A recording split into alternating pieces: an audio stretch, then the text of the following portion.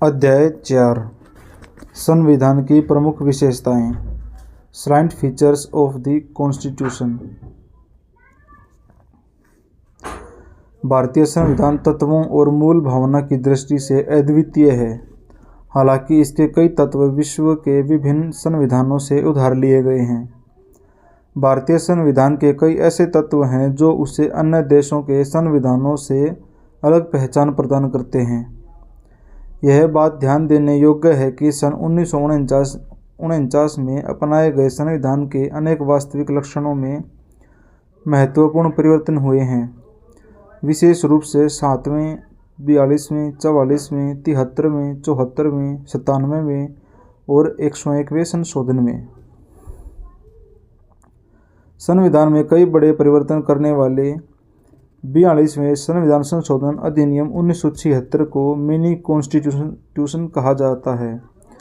हालांकि केशवानंद भारती मामले 1973 में सर्वोच्च न्यायालय ने व्यवस्था दी थी कि अनुच्छेद 368 के तहत संसद को मिली संवैधानिक शक्ति संविधान के मूल ढांचे को बदलने की अनुमति नहीं देती।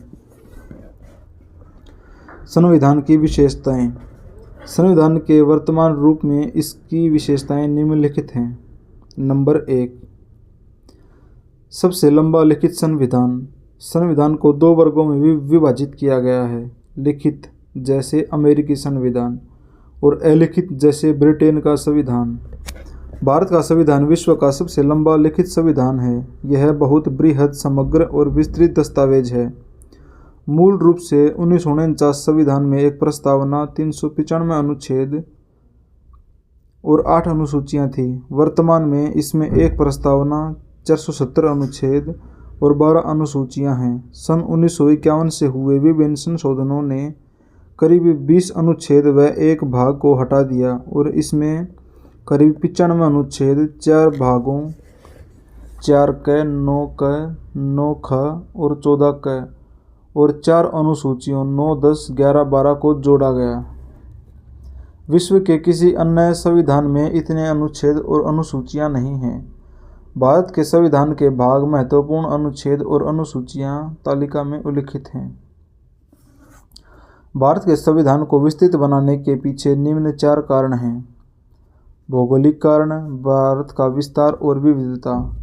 ऐतिहासिक, इसके उदाहरण के रूप में भारत शासन अधिनियम 1935 के प्रभाव को देखा जा सकता है। यह अधिनियम बहुत विस्तृत था। जम्मू कश्मीर को छोड़कर केंद्र और राज्यों के लिए एकल संविधान। संविधान सभा में कानून विशेषज्ञों का प्रभुत्व। संविधान में न सिर्फ शासन के मौलिक सिद्धांत बल्कि विस्तृत रूप में प्रशासनिक प्रावधान भी विद्यमान है। इसके अतिरिक्त अन्य आधुनिक लोकतंत्रों में जिन मामलों में आम विधानों अथवा स्थापित राजनीतिक परिपाटी पर छोड़ दिया गया है, उन्हें भी भारत के संवैधानिक दस्तावेज में शामिल किया गया है। 2019 तक जम्मू एवं कश्मीर के तत्कालीन राज्य का अपना संविधान था और इसलिए भारत के संविधान के अनुच्छेद 370 के तहत उसे विशेष दर्जा प्राप्त था। 2019 में राष्ट्रपति के एक आदेश, संविधान जम्मू और कश्मीर पर लागू आदेश 2019 द्वारा यह विशेष दर्जा समाप्त कर दिया गया। इस आदेश ने पूर्व के संविधान आदेश 1954 को अधिक्रमित कर दिया। 2019 के आदेश ने भारत के संविधान के समस्त प्रावधानों को जम्मू एवं कश्मीर राज्य तक विस्तारित कर दिया। इसके अतिरिक्त जम्मू एवं श्रीनगर पुनर्गठन अधिनियम 2019 ने जम्मू एवं कश्मीर राज्य को 2 अलग अलग संघीय क्षेत्रों में विभाजित कर दिया, जम्मू एवं कश्मीर और लद्दाख। नंबर 2, विभिन्न स्रोतों से विहित। भारत के संविधान ने अपने अधिकतर उपबंध विश्व के कई देशों के संविधानों और भारत शासन अधिनियम 1935 के उपबंधों से लिए हैं। डॉक्टर अंबेडकर ने गर्व के साथ घोषणा की थी कि भारत के संविधान का निर्माण विश्व के विभिन्न संविधानों को छानने के बाद किया गया है। संविधान का अधिकांश ढांचागत हिस्सा भारत शासन अधिनियम 1935 से लिया गया है। संविधान का दार्शनिक भाग, मौलिक अधिकार और राज्य के नीति निर्देशक सिद्धांत क्रमशः अमेरिका और आयरलैंड से प्रेरित हैं। भारतीय संविधान के राजनीतिक भाग, कैबिनेट, सरकार का सिद्धांत और कार्यपालिका और विधायिका के संबंध का अधिकांश हिस्सा ब्रिटेन के संविधान से लिया गया है। संविधान के अन्य प्रावधान Canada, Australia, Germany, USSR, France, दक्षिण अफ्रीका, जापान इत्यादि देशों के संविधानों से लिए गए हैं। भारत के संविधान पर सबसे बड़ा प्रभाव और भौतिक सामग्री का स्रोत भारत सरकार अधिनियम 1935 रहा है। संघीय व्यवस्था, न्यायपालिका, राज्यपाल, आपातकालीन अधिकार, लोक सेवा आयोग और अधिकतर प्रशासनिक विवरण इसी से लिए गए हैं। संविधान के आधे से अधिक प्रावधान या तो 1935 के अधिनियम के समान हैं या फिर इससे मिलते जुलते हैं। संविधान के लक्षण जिन्हें विभिन्न स्रोतों से उधार लिए गए हैं तालिका में उल्लिखित हैं।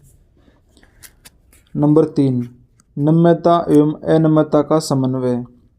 संविधानों को नम्यता और अनम्यता की दृष्टि में भी वर्गीकृत किया जाता है। कठोर या अनम्य संविधान उसे माना जाता है जिसमें संशोधन करने के लिए विशेष प्रक्रिया की आवश्यकता हो। उदाहरण के लिए अमेरिकी संविधान। लचीला या नम्य संविधान वह कहलाता है जिसमें संशोधन की प्रक्रिया वही हो जैसी किसी आम कानून के निर्माण की, जैसे ब्रिटेन का संविधान। भारत का संविधान न तो लचीला है और न ही कठोर, बल्कि यह दोनों का मिला जुला रूप है। अनुच्छेद 368 में 2 तरह के संशोधनों का प्रावधान है। नंबर 1, कुछ उपबंधों को संसद में विशेष बहुमत से संशोधित किया जा सकता है। उदाहरणार्थ, दोनों सदनों में उपस्थित और मतदान में भाग लेने वाले सदस्यों का 2/3 बहुमत और प्रत्येक सदन में कुल सदस्यों का बहुमत। नंबर 2, कुछ अन्य प्रावधानों को संसद के विशेष बहुमत और कुल राज्यों के आधे से अधिक राज्यों के अनुमोदन से ही संशोधित किया जा सकता है। इसके अलावा संविधान के कुछ प्रावधान आम विधायी प्रक्रिया की तरह संसद में सामान्य बहुमत के माध्यम से संशोधित किए जा सकते हैं। उल्लेखनीय है कि ये संशोधन अनुच्छेद 368 के अंतर्गत नहीं आते। नंबर 4, एकात्मकता की ओर झुकाव के साथ संघीय व्यवस्था। भारत का संविधान संघीय सरकार की स्थापना करता है। इसमें संघ के सभी आम लक्षण विद्यमान हैं, जैसे 2 सरकार, शक्तियों का विभाजन, लिखित संविधान, संविधान की सर्वोच्चता, संविधान की कठोरता, स्वतंत्र न्यायपालिका एवं द्विसदनीयता आदि। यदि भारतीय संविधान में बड़ी संख्या में एकात्मकता और गैर संघीय लक्षण भी विद्यमान हैं, जैसे एक सशक्त केंद्र, एक संविधान, एकल नागरिकता, संविधान का लचीलापन, एकीकृत न्यायपालिका, केंद्र द्वारा राज्यपाल की नियुक्ति, अखिल भारतीय सेवाएं, आपातकालीन प्रावधान इत्यादि, फिर भी संविधान में कहीं भी संघीय शब्द का इस्तेमाल नहीं किया गया है। दूसरी ओर अनुच्छेद 1 में भारत का उल्लेख राज्यों के संघ के रूप में किया गया है। इसके 2 अभिप्राय हैं। पहला, भारतीय संघ राज्यों के बीच हुए किसी समझौते का निष्कर्ष नहीं है, और दूसरा, किसी भी राज्य को संघ से अलग होने का अधिकार नहीं है। इसी वजह से भारतीय संविधान को निम्नलिखित नाम दिए गए हैं, जैसे कि एकात्मा की भावना में संघ। नंबर 5, सरकार का संसदीय रूप। भारतीय संविधान ने अमेरिका की अध्यक्षीय प्रणाली के बजाय ब्रिटेन के संसदीय सत्र को अपनाया है। तंत्र को संसदीय व्यवस्था विधायिका और कार्यपालिका के मध्य समन्वय व सहयोग के सिद्धांत पर आधारित है, जबकि अध्यक्षीय प्रणाली दोनों के बीच शक्तियों के विभाजन के सिद्धांत पर आधारित है। संसदीय प्रणाली को सरकार के वेस्टमिंस्टर रूप इत्यादि सरकार, उत्तरदायी सरकार और मंत्रिमंडलीय सरकार के नाम से भी जाना जाता है। संविधान केवल केंद्र में ही नहीं बल्कि राज्य में भी संसदीय प्रणाली की स्थापना करता है। भारत में संसदीय प्रणाली की विशेषताएं निम्नलिखित हैं। 1, वास्तविक व नामात्र के कार्यपालकों की उपस्थिति। 2, बहुमत वाले दल की सत्ता। 3, विधायिका के समक्ष कार्यपालिका की संयुक्त जवाबदेही। 4, विधायिका में मंत्रियों की सदस्यता। 5. मुख्यमंत्री या प्रधानमंत्री का नेतृत्व। 6. निचले सदन का विघटन, लोकसभा अथवा विधानसभा। हालांकि भारतीय संसद प्रणाली बड़े पैमाने पर ब्रिटिश संसदीय प्रणाली पर आधारित है, फिर भी दोनों में कुछ मूलभूत अंतर हैं। उदाहरण के लिए ब्रिटिश संसद की तरह भारतीय संसद संप्रभु नहीं है। इसके अलावा भारत का प्रधान निर्वाचित व्यक्ति होता है, गणतंत्र, जबकि ब्रिटेन में उत्तराधिकारी व्यवस्था है। किसी भी संसदीय व्यवस्था में, चाहे वह भारत की हो अथवा ब्रिटेन की, प्रधानमंत्री की भूमिका अत्यंत महत्वपूर्ण हो गई है। जैसा कि राजनीति के जानकारी से प्रधानमंत्री या सरकार का नाम देते हैं। संसदीय संप्रभुता एवं न्यायिक सर्वोच्चता में समन्वय। संसद की संप्रभुता का नियम ब्रिटिश संसद से जुड़ा हुआ है, जबकि न्यायपालिका की सर्वोच्चता का सिद्धांत अमेरिका के सर्वोच्च न्यायालय से लिया गया है। जिस प्रकार भारतीय संसदीय प्रणाली ब्रिटिश प्रणाली से भिन्न है, ठीक उसी प्रकार भारत में सर्वोच्च न्यायालय की न्यायिक समीक्षा शक्ति अमेरिकी सर्वोच्च न्यायालय से कम है। ऐसा इसलिए है क्योंकि अमेरिकी संविधान में विधि की नियत प्रक्रिया का प्रावधान है, जबकि भारतीय संविधान में विधि द्वारा स्थापित प्रक्रिया अनुच्छेद 21 का प्रावधान है। इसलिए भारतीय संविधान निर्माताओं ने ब्रिटेन की संसदीय संप्रभुता और अमेरिका की न्यायपालिका सर्वोच्चता के बीच उचित संतुलन बनाने को प्राथमिकता दी। एक और जहां सर्वोच्च न्यायालय अपने न्यायिक समीक्षा की शक्तियों के तहत संसदीय कानूनों को असंवैधानिक घोषित कर सकता है, वहीं दूसरी ओर संसद अपनी संवैधानिक शक्तियों के बल पर संविधान के बड़े भाग को संशोधित कर सकती है। नंबर 7. एकीकृत व स्वतंत्र न्यायपालिका। भारतीय संविधान एक ऐसी न्यायपालिका की स्थापना करता है जो अपने आप में एकीकृत होने के साथ साथ स्वतंत्र है। भारत की न्याय व्यवस्था में सर्वोच्च न्यायालय शीर्ष पर है। इसके नीचे राज्य स्तर पर उच्च न्यायालय है। राज्यों में उच्च न्यायालय के नीचे क्रमवार अधीनस्थ न्यायालय हैं, जैसे जिला अदालत व अन्य निचली अदालतें। न्यायालयों का एकल तंत्र केंद्रीय कानूनों के साथ साथ राज्य कानूनों को लागू करता है। हालांकि अमेरिका में संघीय कानूनों को संघीय न्यायपालिका और राज्य कानूनों को राज्य न्यायपालिका लागू करती है। सर्वोच्च न्यायालय संघीय अदालत है। यह शीर्ष न्यायालय है जो नागरिकों के मौलिक अधिकारों की रक्षा की गारंटी देता है और संविधान का संरक्षक है।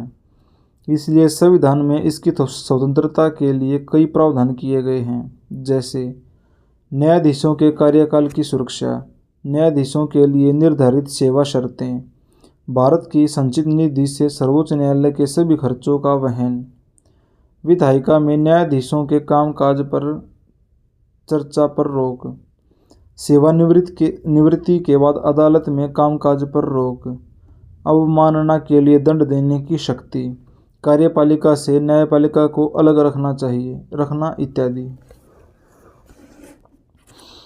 8. मौलिक अधिकार।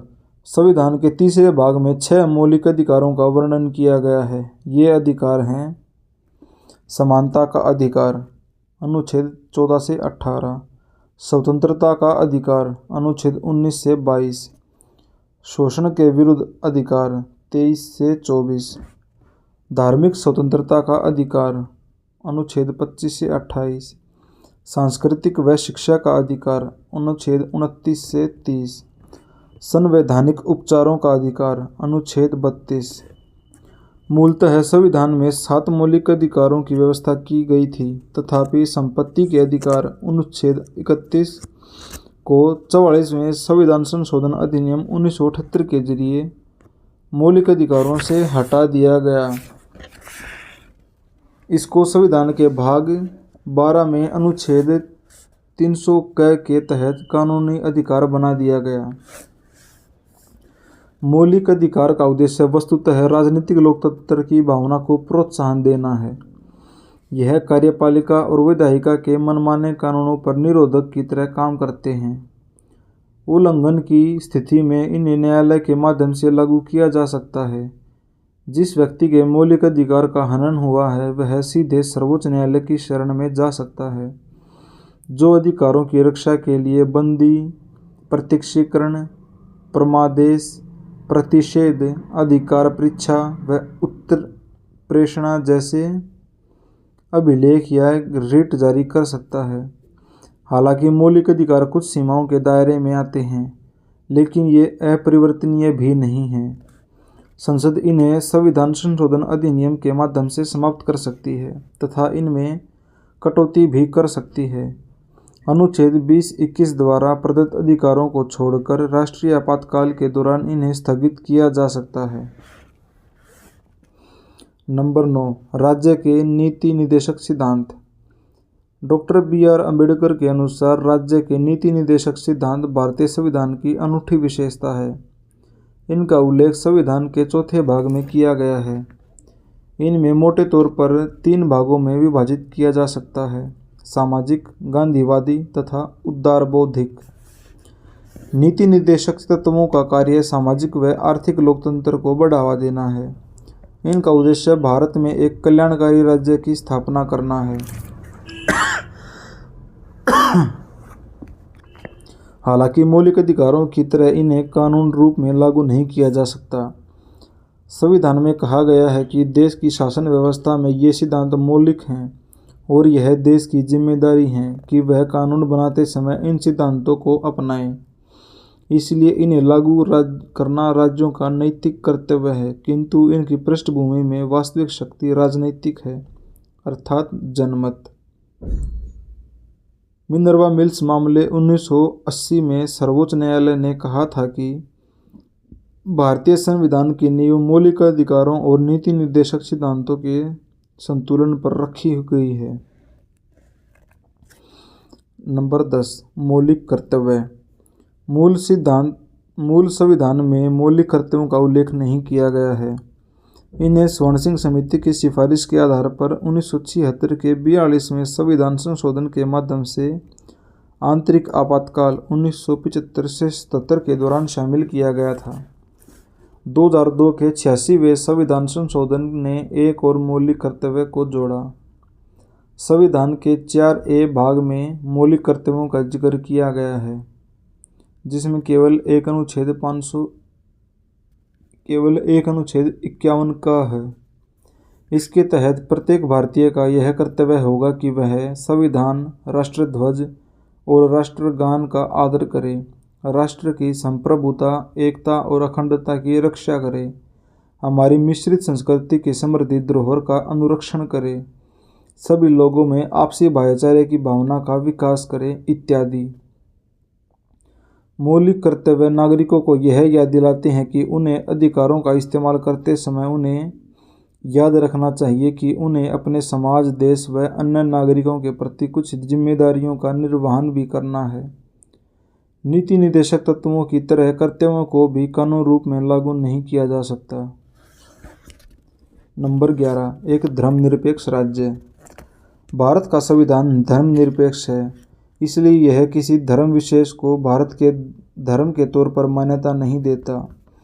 संविधान के निम्नलिखित प्रावधान भारत के धर्मनिरपेक्ष लक्षणों को दर्शाते हैं। 1. वर्ष 1976 के 42वें संविधान संशोधन द्वारा संविधान की प्रस्तावना में धर्मनिरपेक्ष शब्द को जोड़ा गया। प्रस्तावना हर भारतीय नागरिक की आस्था, पूजा अर्चना व विश्वास की स्वतंत्रता की रक्षा करती है। 3. किसी भी व्यक्ति को कानून के समक्ष समान समझा जाएगा और उसे कानून की समान सुरक्षा प्रदान की जाएगी। अनुच्छेद 14। धर्म के नाम पर किसी प्रकार का भेदभाव नहीं किया जाएगा। अनुच्छेद 15। सार्वजनिक सेवाओं में सभी नागरिकों को समान अवसर दिए जाएंगे। अनुच्छेद 16। हर व्यक्ति को किसी भी धर्म को अपनाने व उसके अनुसार पूजा अर्चना करने का समान अधिकार है। अनुच्छेद 25। हर धार्मिक समूह अथवा इसके किसी हिस्से को अपने धार्मिक मामलों के प्रबंधन का अधिकार है। अनुच्छेद 26। किसी भी व्यक्ति को किसी भी धर्म विशेष के प्रचार के लिए किसी प्रकार का कर देने के लिए बाध्य नहीं किया जाएगा। अनुच्छेद 27। किसी भी सरकारी शैक्षणिक संस्था में किसी प्रकार के धार्मिक निर्देश नहीं दिए जाएंगे। अनुच्छेद 28 नागरिकों के किसी भी वर्ग को अपनी भाषा, लिपि अथवा संस्कृति को संरक्षित रखने का अधिकार है। अनुच्छेद 29 अल्पसंख्यकों को अपनी पसंद के शैक्षिक संस्थानों की स्थापना करने और उन्हें संचालित करने का अधिकार है। अनुच्छेद 30 राज्य सभी नागरिकों के लिए समान नागरिक संहिता बनाने के लिए प्रयास करेगा। अनुच्छेद 44 धर्मनिरपेक्षता की पश्चिमी अवधारणा धर्म अर्थात चर्च और राज्य राजनीति के बीच पूर्ण अलगाव रखती है। धर्मनिरपेक्षता की यह नकारात्मक अवधारणा भारतीय परिवेश में लागू नहीं हो सकती, क्योंकि यहाँ का समाज बहुधर्मवादी है। इसलिए भारतीय संविधान में सभी धर्मों को समान आदर अथवा सभी धर्मों की समान रूप से रक्षा करते हुए धर्मनिरपेक्षता के सकारात्मक पहलू को शामिल किया गया है। इसके अलावा संविधान के विधायिका में धर्म के आधार पर कुर्सी का आरक्षण देने वाले पुराने धर्म आधारित प्रतिनिधित्व को भी समाप्त कर दिया गया है। हालांकि संविधान अनुसूचित जाति और जनजाति को उचित प्रावधान प्रतिनिधित्व प्रदान करने के लिए अस्थायी आरक्षण प्रदान करता है। सार्वभौम वयस्क मताधिकार भारतीय संविधान द्वारा राज्य विधानसभाओं और लोकसभा के चुनाव के आधार स्वरूप सार्वभौम वयस्क मताधिकार को अपनाया गया है। हर वह व्यक्ति जिसकी उम्र कम से कम 18 वर्ष है, उसे धर्म, जाति, लिंग, साक्षरता अथवा संपदा इत्यादि के आधार पर कोई भेदभाव किए बिना मतदान करने का अधिकार है। वर्ष 1989 में 61वें संविधान संशोधन अधिनियम 1988 के द्वारा मतदान करने की उम्र को 21 वर्ष से घटाकर 18 वर्ष कर दिया गया था। देश के वृहद आकार, जनसंख्या, उच्च गरीबी, सामाजिक असमानता, अशिक्षा आदि को रखते हुए संविधान निर्माताओं द्वारा सार्वभौम वयस्क मताधिकार को संविधान में शामिल करना एक साहसिक व सराहनीय प्रयोग था। वयस्क मताधिकार लोकतंत्र को बड़ा आधार देने के साथ साथ आम जनता के स्वाभिमान में वृद्धि करता है, समानता के सिद्धांत को लागू करता है, अल्पसंख्यकों को अपने हितों की रक्षा करने का अवसर देता है तथा कमजोर वर्गों के लिए नई आशाएं और प्रत्याशा जगाता है। एकल नागरिकता यद्यपि भारतीय संविधान फेडरल है और दो लक्षणों एकल व संघीय का प्रतिनिधित्व करता है, मगर इसमें केवल एकल नागरिकता का प्रावधान है, अर्थात भारतीय नागरिकता। दूसरी ओर अमेरिका जैसे देशों में प्रत्येक व्यक्ति के पास न केवल देश की नागरिकता होती है, बल्कि वह जिस राज्य में रहता है उसकी भी नागरिकता होती है। इसलिए वह अधिकारों के दो समूहों का लाभ उठाता है, पहला राष्ट्रीय सरकार द्वारा प्रदत्त तथा दूसरा राज्य सरकार द्वारा प्रदत्त। भारत में सभी नागरिकों को, चाहे वो किसी भी राज्य में पैदा हुआ हो या रहते हों, संपूर्ण देश को नागरिकता के समान राजनीतिक और नागरिक अधिकार प्राप्त होते हैं और उनमें कोई भेदभाव नहीं किया जाता। सभी नागरिकों के लिए एकल नागरिकता और समान अधिकारों के संवैधानिक प्रावधानों के बावजूद भारत में सांप्रदायिक दंगे, वर्ग संघर्ष, जातिगत युद्ध, भाषाई विवाद और नृजातीय विवाद होते रहते हैं। इसका अर्थ यह है कि संविधान के निर्माताओं ने एकीकृत और संगठित भारत राष्ट्र के निर्माण का जो सपना देखा था, वह पूरी तरह पूरा नहीं हो पाया है। स्वतंत्र निकाय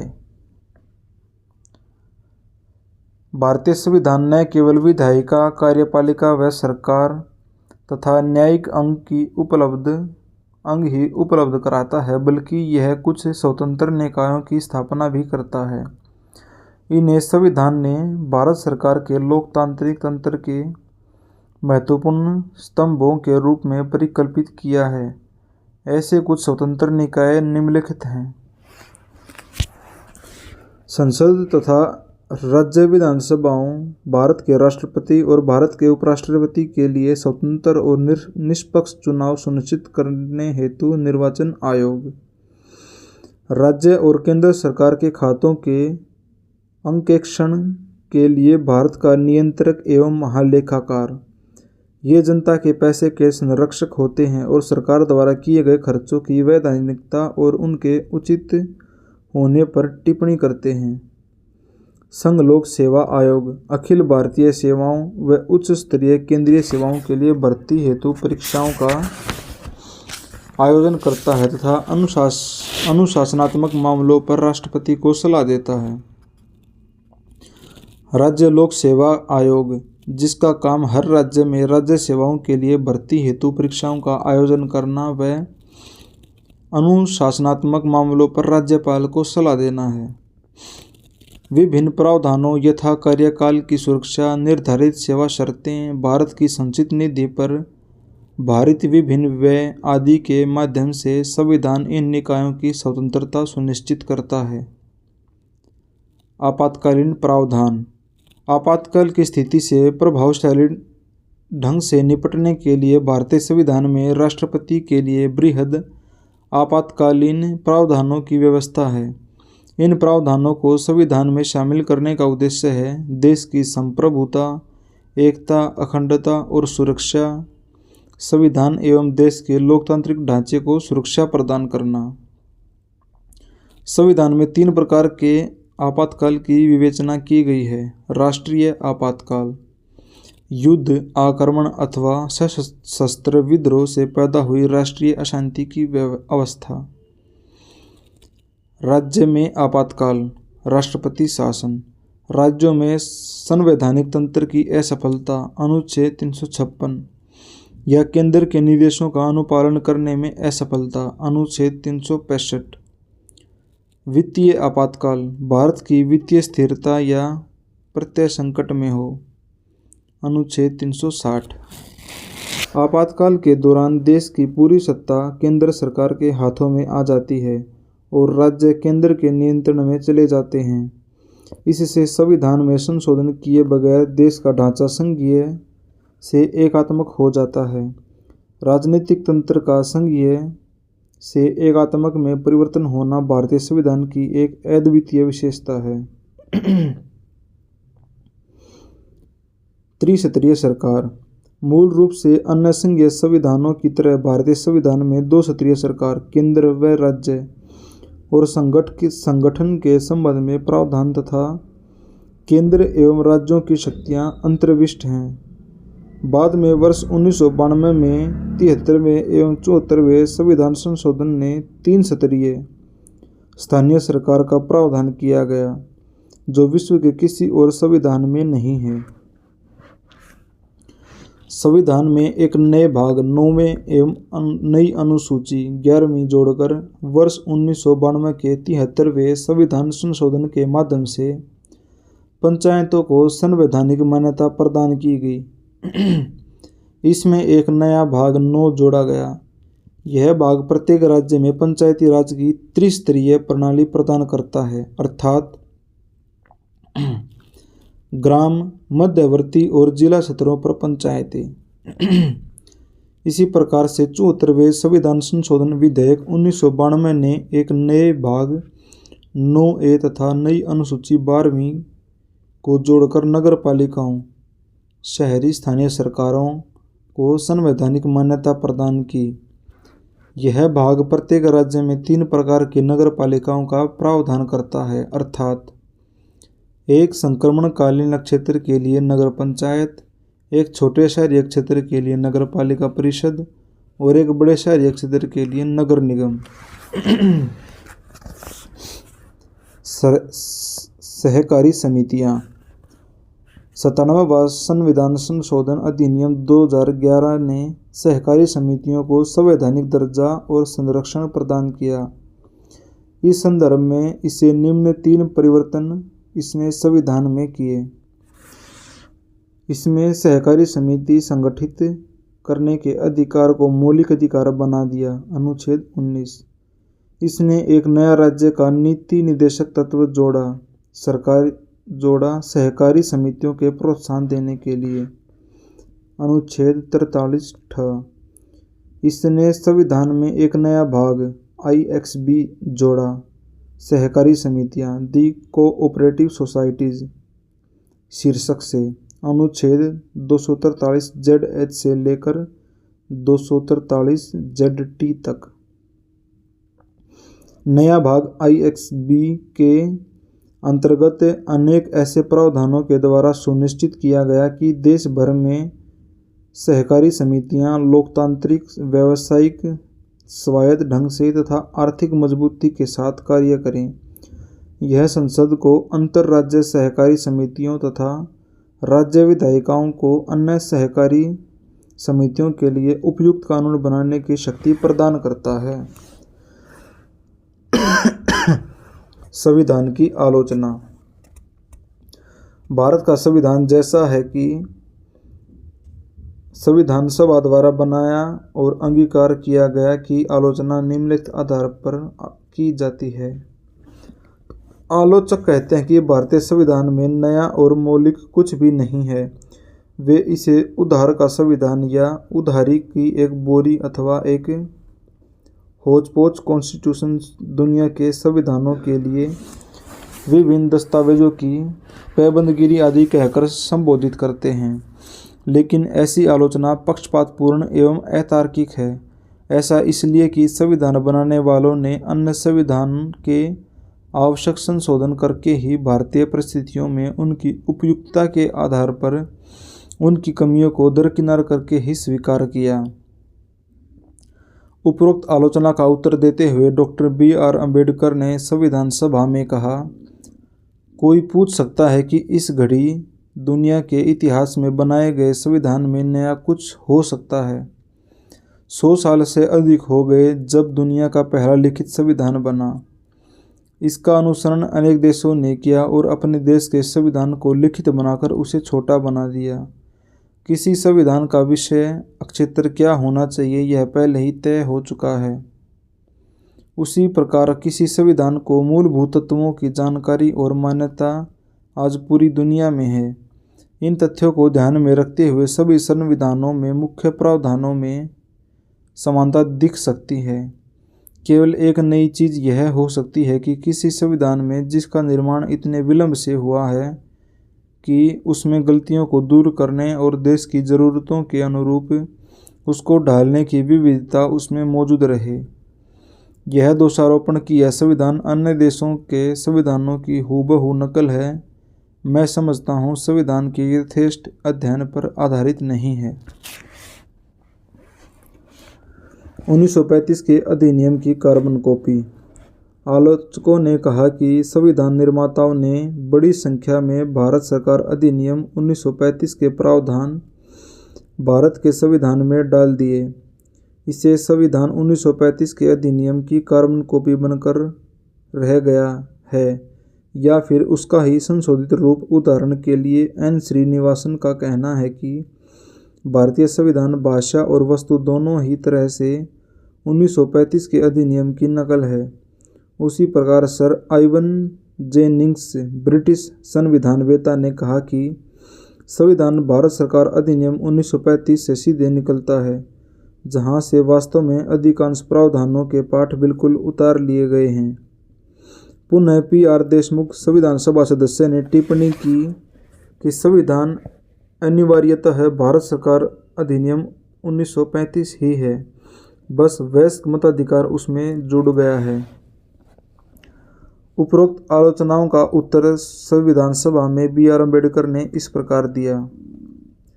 जहाँ तक इस आरोप की बात है कि संविधान प्रारूप संविधान में भारत सरकार अधिनियम 1935 का अच्छा खासा हिस्सा शामिल कर लिया गया है, मैं क्षमा याचना नहीं करूँगा। उधार लेने में कुछ भी लज्जास्पद नहीं है। इसमें साहित्यिक चोरी शामिल नहीं है।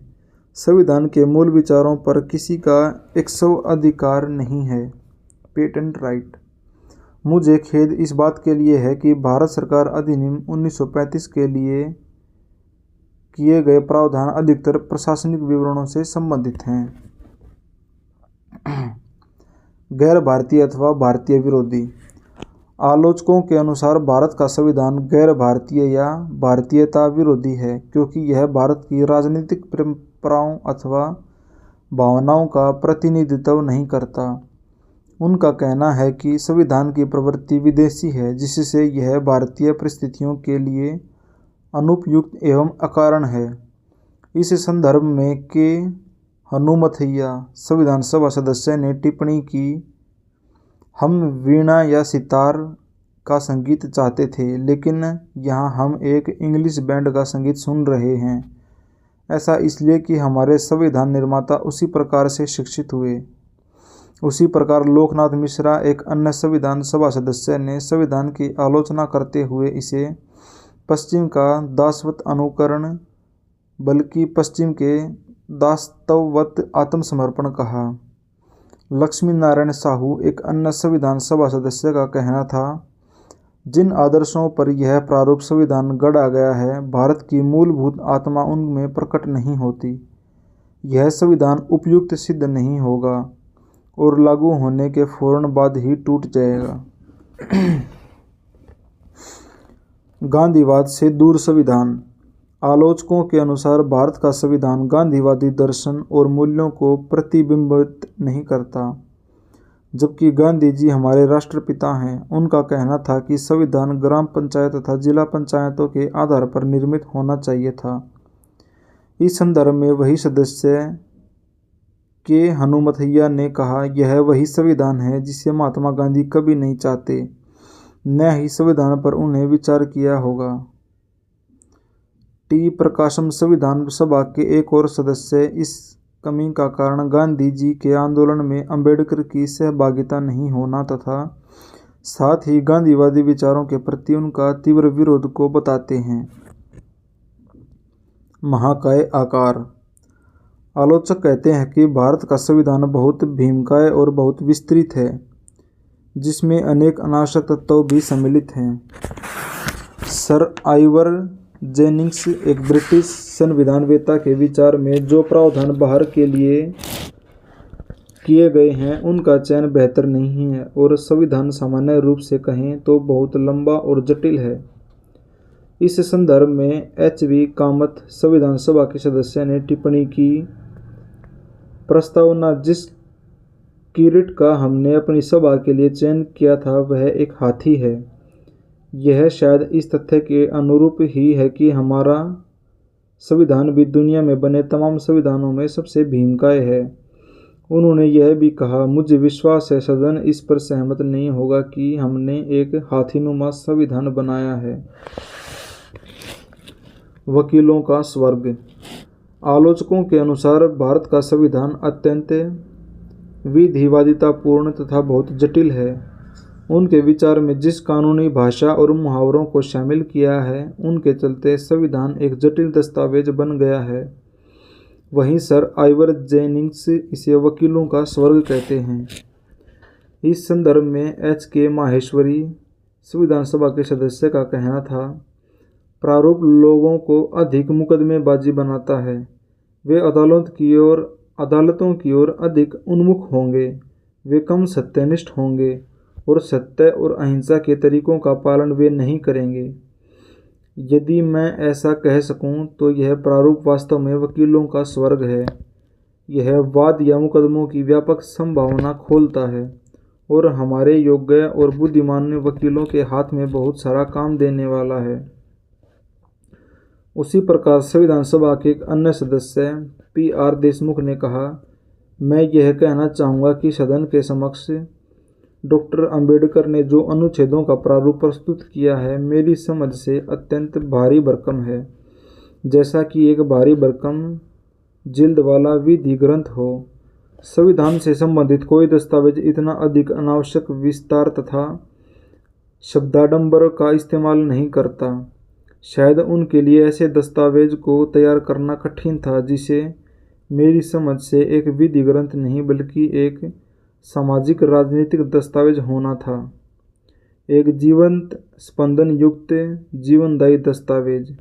लेकिन हमारा दुर्भाग्य है कि ऐसा नहीं हुआ और हम शब्दों को शब्दों से लद गए हैं जिन्हें बहुत आसानी से हटाया जा सकता था।